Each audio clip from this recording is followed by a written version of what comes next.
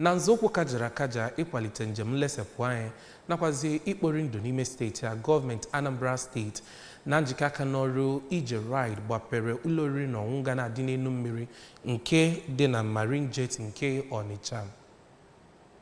Mgbe ọ na-ekwu okwu banyere mgbapa nka kọmishọna nke steeti na-ahụ maka ime njem Barrister Patricia Igwebuike kwuru na nke a bụ atụmatụ sitere n'aka gọvanọ Chukwuma Soludo nke ebumnobi ya bụ ịkwalite njem nlesapụ anya. Ka anyị sonyere onye nta akụkọ anyị bụ Faith Onyemuche maka akụkọ ahụ n'uju.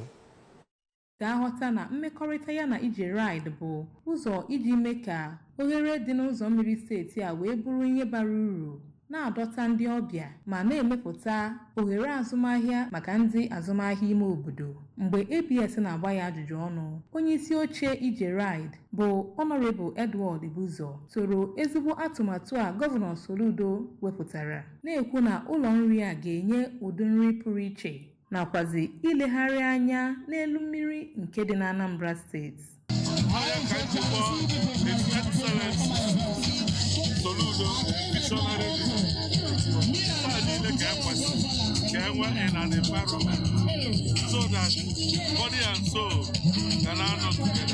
Onye Senior Special Assistant Gọvanọ Soludo na ihe gbasara nchekwa bụ Maazị Chiejina Obieze kwuru na ga-ewepụta usoro ma iwu iji hụ na enwere nchekwa n'okirikiri ahụ ka ndị mmadụ wee legharị anya n'udo na ọṅụ. Ndị omekome nọ n'ọsọ Soludo maka na enwego ọpụreshọn gịnị udo ga-achị nwere ọzọ ịbịa ka mmadụ ịtụ egwu. Site n'Ọnịcha, Faith Onyemuche n'akụkọ ụwa ABS.